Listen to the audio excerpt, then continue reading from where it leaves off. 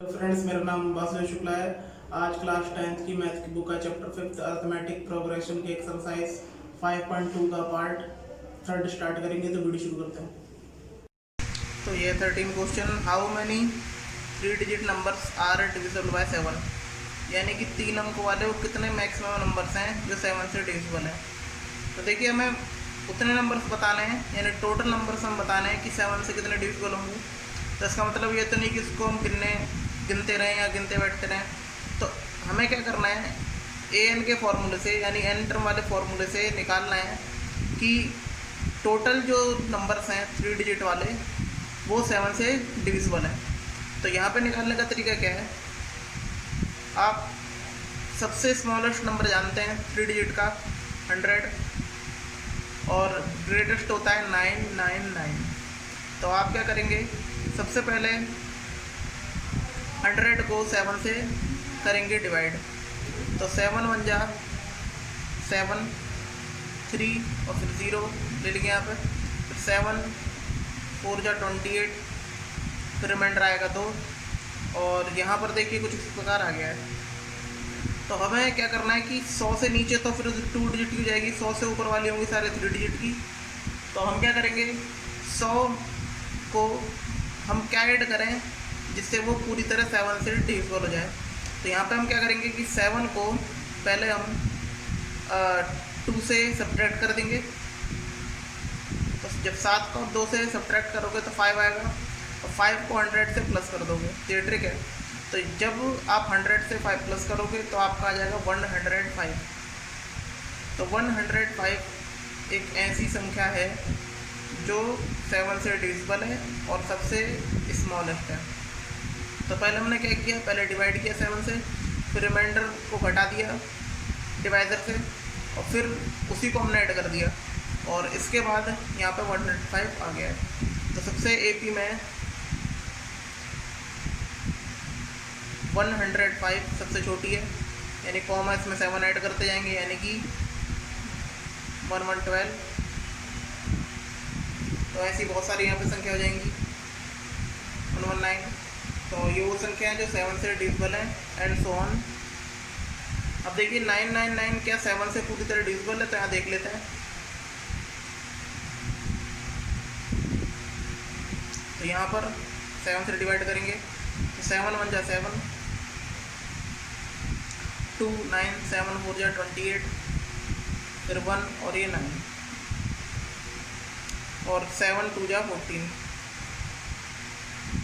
तो यहाँ पे 5 रिमाइंडर आ गया। अब आप क्या करेंगे कि देखिए, अगर मैं 999 में जो रिमाइंडर आई है घटा दूँ तो एक ऐसी संख्या बन जाएगी जो 7 से पूरी तरह डिविजिबल होगी। तो यहाँ पे जब 999 में 5 घटाएंगे तो आ जाएगा हमारे पास 994।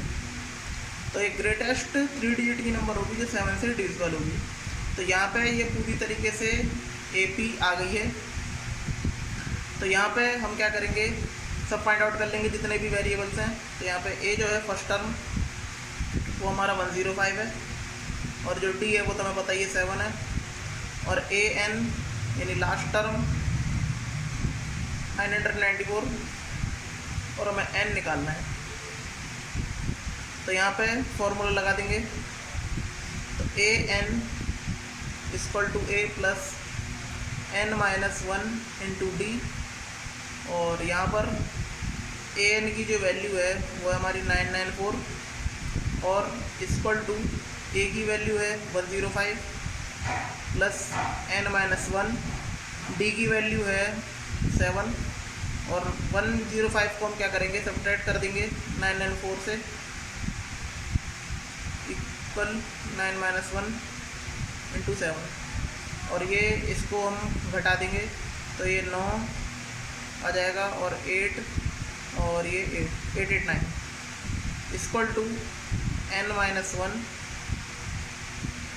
इंटू 7। अब 7 से डिवाइड कर देंगे मल्टीप्लाई में, तो n minus 1 equal to 889 upon 7 divide कर देंगे, n माइनस 1 आ जाएगा हमारे पास 7 1 जा 7, ये 1 आएगा, 7 2 जा 14, और यहाँ पे 4 आ जाएगा यहाँ पे, फिर 7 4 जा 7 7 जा 14 है। और यहाँ पर n इक्वल टू माइनस का प्लस हो जाएगा, यानी 127 प्लस 1, तो n इक्वल टू आ जाएगा हमारे पास 128। तो ये टोटल नंबर्स हैं, यानी 128 नंबर हैं 3 डिजिट के जो 7 से डिविजिबल होंगे। तो इस टाइप के जैसे भी क्वेश्चन आते हैं आपको बिल्कुल इसी प्रकार से करना है जैसे मैंने मेथड बताया स्मॉलेस्ट और ग्रेटेस्ट का।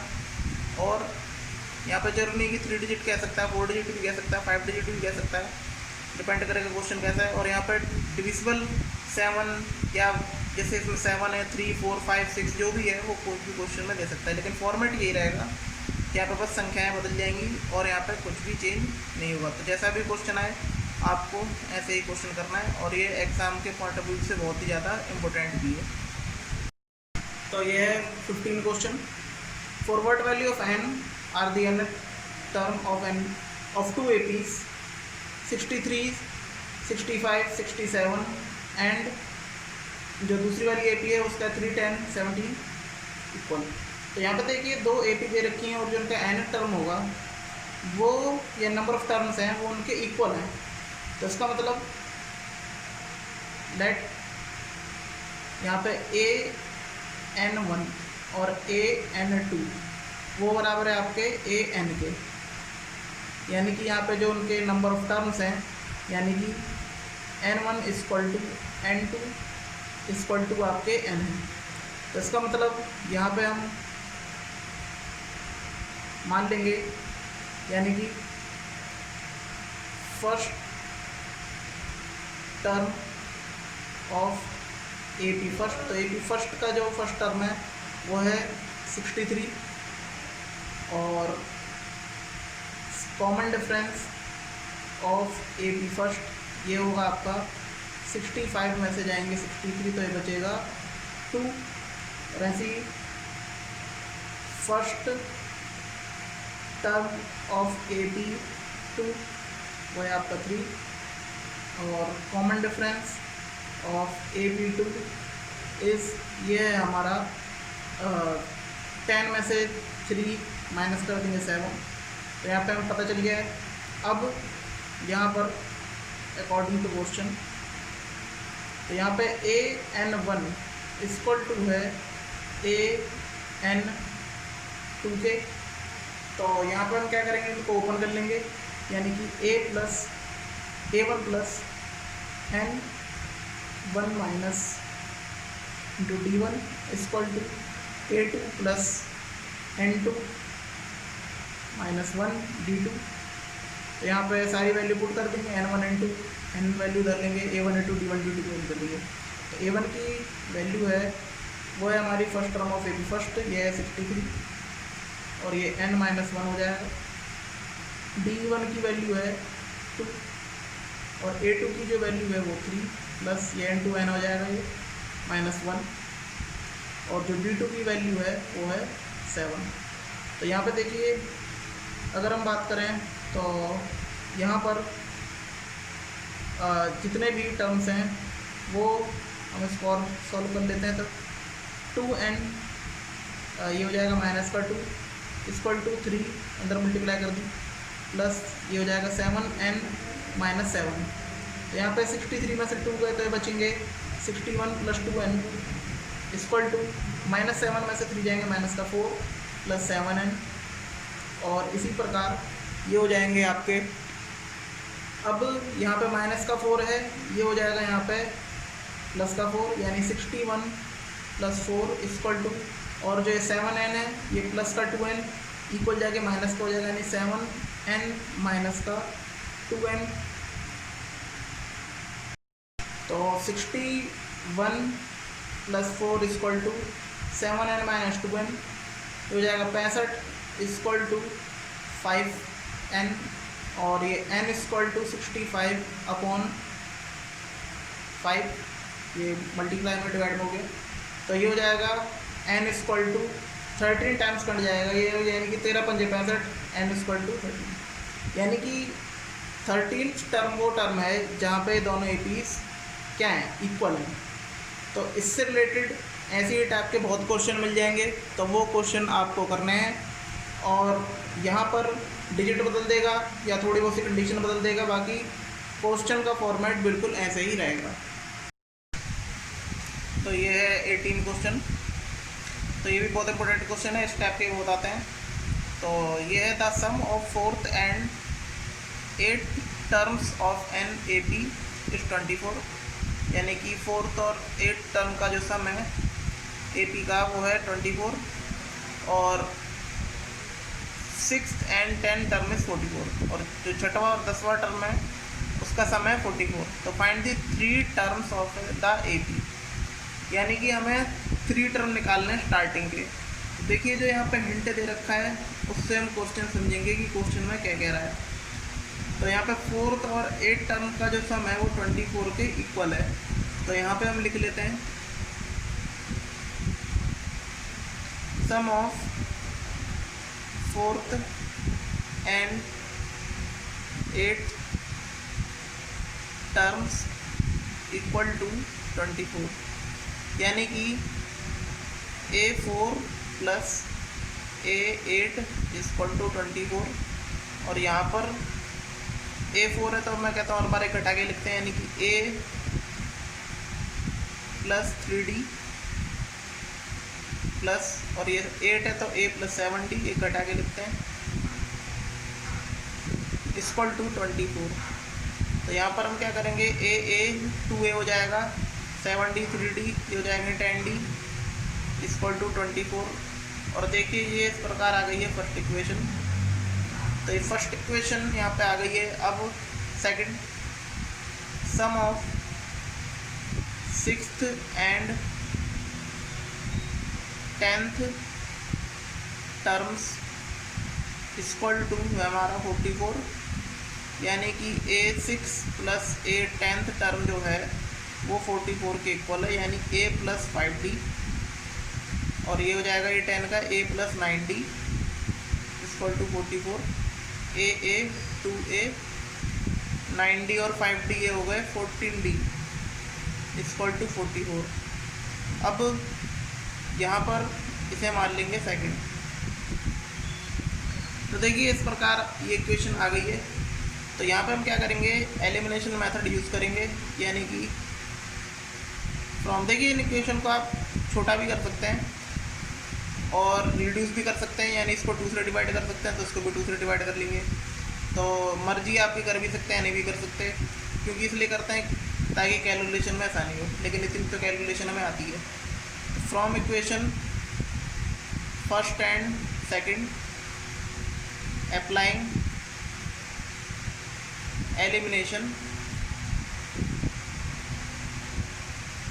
मेथड। तो यहाँ पे क्या होगा, 2A प्लस ये हो जाएगा 10D इक्वल टू 24, और 2A plus 14D equal to 44। यहाँ पे सारे साइन हो जाएंगे चेंज, और इस प्रकार 2A से 2A कट जाएगा, माइनस के 14D में से 10D जाएगा तो ये हो जाएगा माइनस का 4D इक्वल टू, और माइनस के 44 में से 24 जाएंगे तो ये बचेगा माइनस का 20, और इसके बाद माइनस से माइनस कट हो जाएगा, और 4 से 20 कट जाएगा 5 टाइम्स, यानी कि D इक्वल टू हमारा आ जाएगा 5, 4 पंजे 20। तो D हमारा 5 आ गया है। तो यहाँ पे D की वैल्यू आ गई थी 5। अब क्या करेंगे, पुट दी वैल्यू ऑफ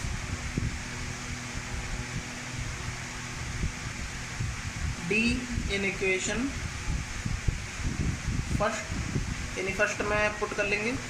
तो यहाँ पर जो था वो था 2A plus 10D equal to 24, यानी 2A प्लस 10 इंटू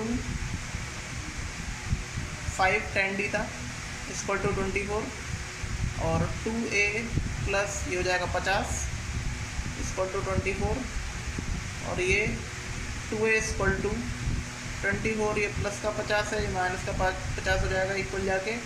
तो 2A इक्वल टू ये हो जाएगा, माइनस कर देंगे तो ये 26 माइनस का 26, और 2 से 26 कट जाएगा तो A इक्वल टू 13, वो भी माइनस का। तो यहाँ पे ए भी हमें पता चल गया है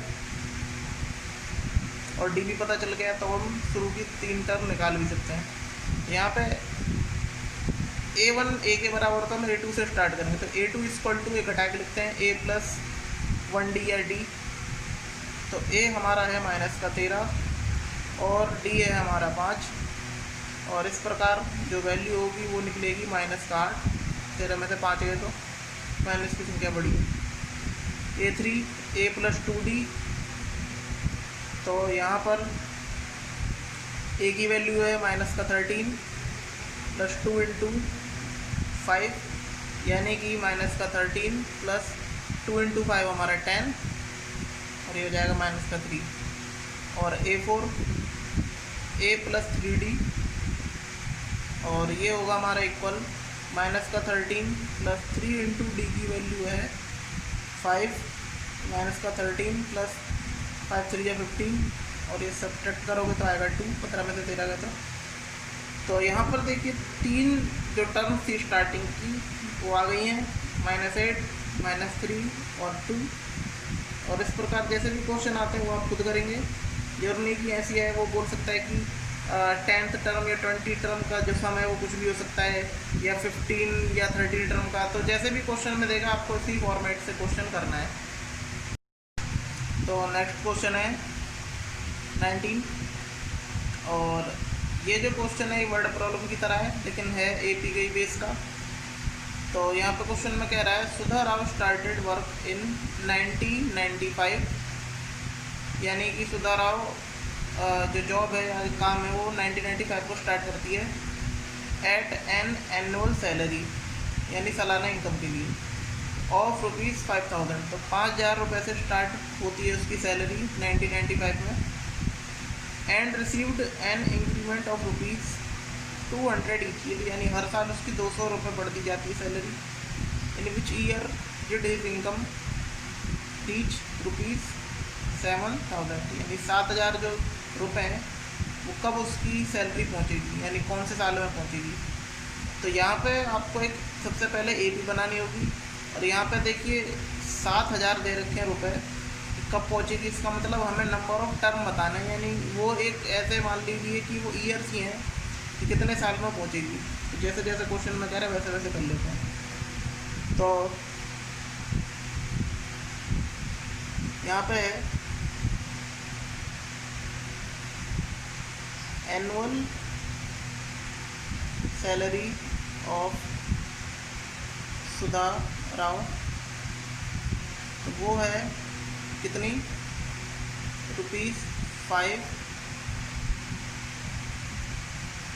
₹5000। और यहाँ पर इसका मतलब ये फर्स्ट टर्म की तरह है, first term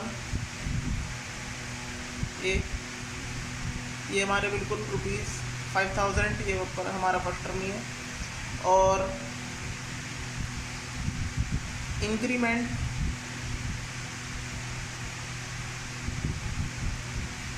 salary in each year, तो वो है हमारा ₹200। तो 200 रुपये हर साल बढ़ती है। तो ये एक तरह से कॉमन डिफरेंस भी है, क्योंकि हर साल इंक्रीमेंट हो रहा, कॉमन है ये हर साल। तो इसका मतलब जो यहाँ पे AP बनेगी, सैलरी आफ्टर फर्स्ट ईयर, तो वो होगी 5000 प्लस 200, यानी ये कोई 5200 रुपीज़। और सैलरी आफ्टर सेकेंड ईयर, तो ये हो जाएगी 5200 प्लस 200, यानी कि ये टोटल हो जाएगी 5400 रुपीज़। और तो जो यहाँ पे भी बनेगी वो बनेगी 5000 5200 एंड सो ऑन 7000। तो यहाँ पे हमें पता चल गया A इक्वल टू 5000 है, D इक्वल टू 200 है और AN हमारा 7000 है।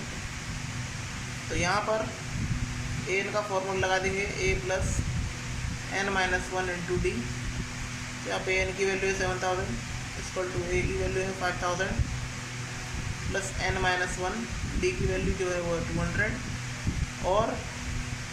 और ये हो जाएगा, ये सब्ट्रैक्ट हो जाएगा, बराबर हो जाएगा minus 5000 equal to n minus 1 200, ये घटा के हो जाएगा 2000 इक्वल टू n माइनस 1 200 और ये 200 अपॉन में चला जाएगा तो 2000 अपॉन 200 n माइनस 1 कट जाएंगे, ये 2 10 टाइम्स और ये n माइनस 1 इक्वल टू 10 और ये हो जाएगा n equal to minus 1 plus का, यानी 10 प्लस 1 इक्वल टू 11, यानी कि आफ्टर 11 years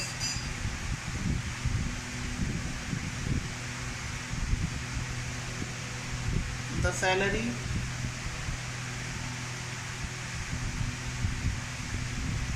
reach,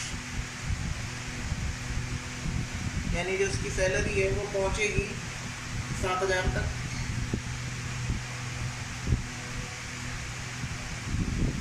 7000 यानी कि 11 साल बाद उसकी जो सैलरी है वो पहुंचेगी 7000 तक। और ऐसे ही आपको वर्ड प्रॉब्लम यहाँ पे बहुत सारी मिलेंगी, वो आपको खुद करनी है। तो कैसी लगी एक्सरसाइज 5.2 का पार्ट 3 कमेंट करके बताइएगा। अगर आपको वीडियो अच्छी लगी हो तो प्लीज़ लाइक शेयर कमेंट करें। धन्यवाद।